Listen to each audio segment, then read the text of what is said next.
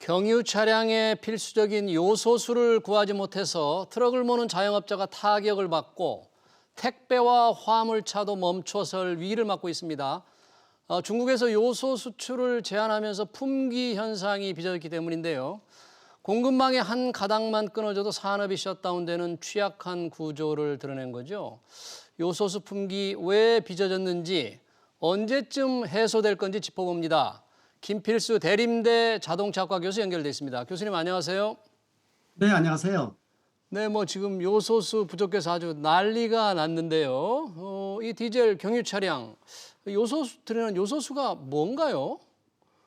요소수 하게 되면은 암모니아에서 추출한 이 원료라고 보시면 좋을 것 같아요. 우리가 이제 암모니아 하게 되면은 주로 이 봄에 주로 많이 사용하는 이 농번기에 사용하는 화학 비료 생각하시면 되거든요. 비료. 네. 따라서 이 요소에 대한 부분들은 뭐 주변에서 많이 구할 수도 있고 기술적인 난이도도 그렇게 높지 않은 이 주변에서 얼마든지 구할 수 있는 일반적인 연료 중에 하나다 이렇게 볼 수가 있습니다. 네. 그러니까 그 요소에 증류수를 섞은 게 이제 요소수가 될 텐데요. 이 네. 요소수가 부족하면 떨어지면 이 트럭 디젤차 아예 운행이 불가능한 겁니까? 맞습니다. 2015년 이후에 나오는 이 경유차는 환경 규제에 따라서 SCR이라는 질소산화물 저감 장치를 장착했는데 이 질소산화물을 이 저감시킬 수 있는 이 원료 자체가 바로 요소수입니다. 따라서 요소수를 넣게 되면은 질소나 물로 변하면서 환경 친화적으로 좀 바뀌는 부분들이 있는데 지속적으로 요소수가 소모되기 때문에 이 양이 적지 않게 소모가 된다고 볼 수가 있는데 이 연료 자체가 없다고 볼 수가 있습니다. 그러니까 차 운행이 이제 상당히 어려워지는데 이런 요소수 품귀 현상 중국에서 요소 수출을 제한했기 때문에 생긴 거라는데 중국에서 어떤 일이 생겼길래 이렇게 요소수를 제한했나요? 수출을? 가장 큰 문제는 물론 이제 이 국내가 다른 선진국에 비해서 디젤차가 많은 게 사실입니다. 그리고 SCR이 장착이 돼서 요소수를 주입해야 되는 차도 상용차, 승용차 굉장히 많다고 볼 수가 있는데 가장 큰 문제는 이 실제로 요소수 공급하는 공급처가 중국이 97%를 차지하고 있다는 겁니다. 근데 네. 중국이 얼마 전부터 호주의 석탄을 수입을 이 경제 전쟁으로 인해서 수입이 중단이 되면서 석탄이 반뿐이 없는 부족한 상태가 됐었거든요. 근데 예. 이 요소수라는 것은 암모니아 추출을 주로 석탄에서 추출을 하고 있기 때문에 석탄이 음. 줄어들면서 자연스럽게 중국 내의 요소가 부족해지고 그러다 보니까 지난달 15일 날에 아예 수출을 금지시키면서 어. 97%의 이거를 국내에서 해결을 못 하다 보니까 이런 문제가 부각이 됐다고 볼 어. 수가 있습니다. 네, 중국이 이제 요소를 수출 금지시켰기 때문인데 우리나라 그렇게 다른 나라에 비해서 요소수를 많이 쓰는 디젤차 운행이 그렇게 많습니까, 우리나라가? 굉장히 많다고 볼 수가 있습니다. 음. 실질적으로 이 전체 2,600만 대 중에서 디젤차가 약 1,000만 대를 차지하고 있습니다. 어. 그중에서 2015년 이후에 최근에 7년 사이에 나온 모델이 예. 약 한 400만 대가 해당이 되고요. 예. 그중에서 승용차가 200만 대, 그리고 화물차 종류가 200만 대이기 때문에 이 모두 400만 대에 해당되는 요소수가 당장 이 없는 지경에 이르렀으니까 아마 재고 물량이 소모가 된다면은 한 2개월, 3개월 정도로 보고 있고요. 그래서 네. 이 요소수가 없게 되면은 아까 말씀드린 대로 뭐 차가 운행이 중지되는 즉 없으면은 시동이 걸리질 않고 또 엔진 어. 출력이 20-30%로 줄어드는 예. 연계성이 굉장히 크기 때문에 그래서 운행 자체가 불가능해진다 이렇게 보고 있습니다. 그러면 그렇게 속도도 줄고 아예 운행이 불가능해지면 지금 산업 현장에서 어느 정도 지금 차질이 어느 정도 문제가 지금 생기고 있나요? 일선에서는 지금 현재 요소수를 구할 수 없는 것이 문제입니다. 그리고 이 실질적으로 이 사재기에 대한 것들이 지금 나오는 부분들이 부각이 되고 있는데요. 그러다 보니까 원래는 이 10리터짜리가 10,000원 내외 정도였거든요. 근데 예. 지금 현재로서는 5만 원도 구할 수가 없고요. 심지어는 어. 10만 원이 넘는 경우도 생기니까 어. 특히 이제 일반 승용차 같은 경우에는 1년에 두세 번 정도 주입을 하니까 한 3만 원 정도뿐이 들어가진 않지만은 예. 화물차는 300km, 400km 주행할 때마다 20리터 이상의 요소수를 주입하다 보니까 비용이 상당히 많이 증가를 하고 실제로 운행을 못할 정도로 일선에서는 상당히 심각하다고 말씀드릴 수가 있습니다. 네.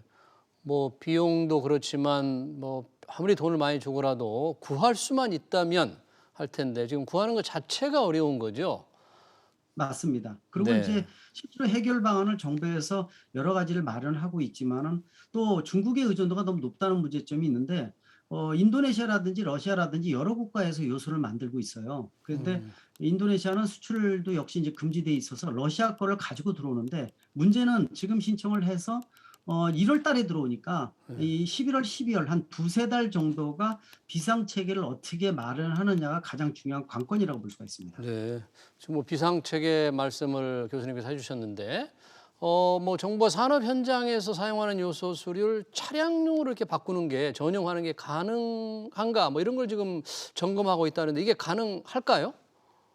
뭐 2-3주 정도가 필요하다고 보고 있습니다. 문제는 일반 그 공업용 요소라든지 이런 것들을 차량용 요소수로 바꾸기 위해서는 농도하고 순도 같은 것이 굉장히 중요합니다. 예. SCR이라는 장치가 질소산화물 저감 장치가 굉장히 민감하기 때문에 네. 중간에 필터라든지 또 분출 장치라든지 이런 것들이 고장 나게 되면은 비용이 상당히 많이 수반될 수밖에 없거든요. 예. 근데 만약에 이 만들어낸 것을 실제로 차에다가 검증을 통해서 인증될 정도로 품질이 우수하지 않으면은 도리어 고장을 유발시킬 수가 있기 때문에 환경부나 이런 데서도 이런 부분에 있어서 이 고민거리가 늘어나는데요. 일단 뭐 2-3주 사이에 검증을 한다는 것을 한번 확인을 할 필요가 있고요. 예. 가장 큰 문제는 이 공업용 요소라 하더라도 뭐 선박이라든지 철강이라든지 각 분야에 쓰는 요소이기 때문에 이 여분의 요소가 얼마큼 있는지가 중요한데 음. 통계상으로는 그렇게 많지 않다는 게 또 문제점이라고 보고 있습니다. 아, 산업 현장에서도 여유분이 그렇게 많지 않다. 전환하는 것도 쉽지 않지만 여유분이 많지 않다는 건데요.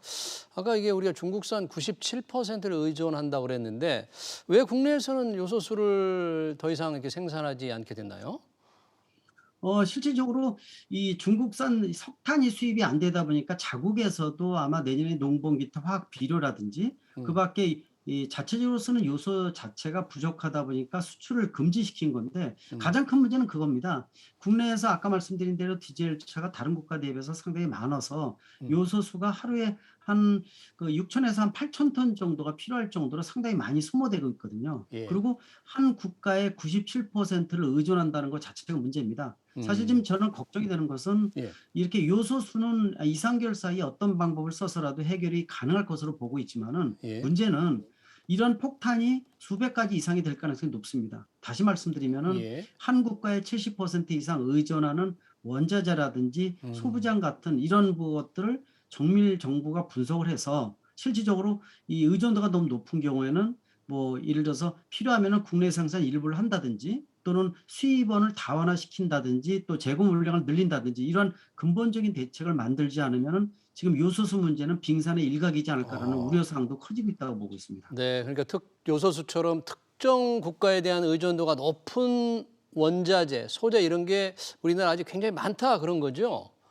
맞습니다. 어. 아마 그 기억나실 겁니다. 6-7년 전에도 이 국내에서 수도권 중심으로 폭설이 내렸는데 이때 이제 염화칼슘이 굉장히 많이 사용되지 않습니까? 음. 근데 이 염화칼슘을 중국산을 주로 쓰다 보니까 그때도 부족해서 뭐 집에 있는 소금을 뿌린다든지 한 난리가 난 경우가 있었는데 네. 이런 경우는 그래도 상당히 좀 피해가 미흡했다 이렇게 보고 있지만은 이번 요소수 같은 경우에는 아예 화물차 운행이 중단된다든지 하게 되면은 물류 대란이 발생할 수가 있고요. 예. 또 그렇다면은 뭐 물가가 올라간다든지 경제 주름살을 높일 수가 있기 때문에 네. 이러한 어떤 나비 효과, 태풍을 일으키는 이런 음. 문제점들은 미리부터 준비를 해야 된다고 보고 있습니다. 네. 아주 그게 더 중요하겠군요. 요소수 문제만이 아니고. 그런데 다른 나라 뭐 이웃 일본이나 이런 데는 요소수 때문에 이런 우리처럼 지금 심각한 문제가 일어나고 있지는 않나요? 맞습니다. 일부에서는 그런 부분도 조금씩 있지만은 우리나라 정도는 아니라는 겁니다. 어. 예를 들어서 이 디젤차의 본고장인 유럽 같은 경우가 가장 많이 쓰이고 있거든요. 근데 예. 유럽에서는 보급된 디젤차에 맞게끔 요소수를 유럽 내에서 많이 생산을 하고 있다는 겁니다.